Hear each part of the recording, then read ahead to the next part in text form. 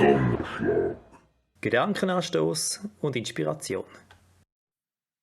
Wer in sozialen Berufen schafft oder sonst gern Menschen hilft, lernt früher oder später, aus einem leeren Brunnen lässt sich nicht schöpfen. Wir müssen uns Sorge tragen und auf unsere Energiereserven achten, sie auffüllen, damit da überhaupt etwas in uns inne ist, wo wir anderen Menschen weitergeben können. Unser Brunnen muss voll sein, damit er überlaufen kann und wir anderen Menschen von uns geben können. Und es gibt Menschen, die können so viel geben, dass ich mich frage, wie die ihre Brunnen so gut auffüllen können. Anfangs August war es wieder so. Ich bin mit Freundinnen an den Metal Days in Slowenien. Ein einwöchiges Open-Air-Festival. Es war ein eher nasses Festival. Und in der Nacht vor dem letzten Festivaltag ist in Slowenien so viel Regen runtergekommen, wie normalerweise in einem ganzen Monat. 2/3 von Slowenien war überschwemmt. Was über Nacht passieren kann. Gerade noch haben wir die Festivalstimmung genossen und plötzlich sitzen wir in einer Evakuierungshalle in einem Naturkatastrophengebiet fest und wissen nicht, wie und wann wir da wieder wegkommen. Wir sind mit dem Zug angereist und die Züge würden mindestens eine Woche lang nicht fahren. Das war bekannt. Die meisten Strassen und Grenzen waren gesperrt. Die Ungewissheit also sehr gross.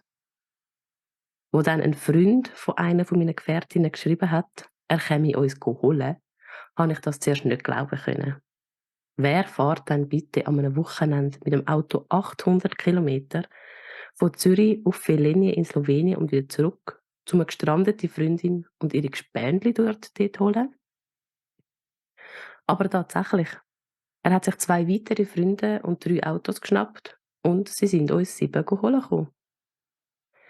Die Autofahrt aus überschwemmten Slowenien und Österreich war abenteuerlich. Abgesehen vom Schock vom Erlebten ist in mir eine Frage hängen geblieben.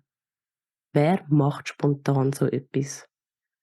Mit was füllen die ihre Brunnen, dass Vollzeit schaffende Menschen am Wochenende 1600 Kilometer fahren, um einer Freundin aus der Patschi helfen?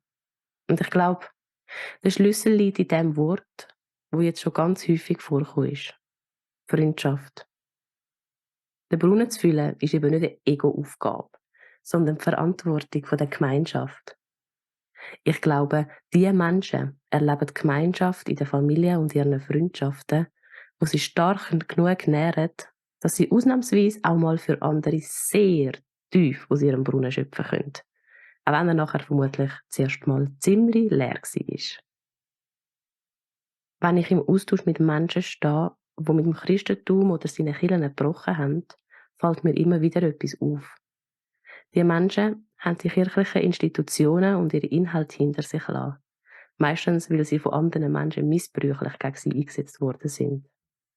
Aber eins bleibt häufig trotzdem in guter Erinnerung. Die tragende Gemeinschaft. Dass da Menschen sind, die füreinander da sind. Der Glaube ist eine grosse Quelle, aus der wir unsere Brunnen füllen können. Unsere Beziehung zu Gott und unser Vertrauen in Gottes Liebe und Zuwendung, die nährt. Und die Gemeinschaft an sich nährt. Wenn ich von anderen Menschen zulassen kann, was ich von Gott zulasse, Hilfe, Zuwendung und bedingungsloses Dasein, dann füllt das ebenfalls meinen Brunnen. Nachdem ich die freundschaftliche Zuwendung erfahren habe, könnte ich jetzt, glaube ich, auch ein Wochenende im Auto verbringen und jemandem aus dem Schlamassel helfen. Aber erst, wenn ich mich von meinem eigenen Erlebnis erholt habe.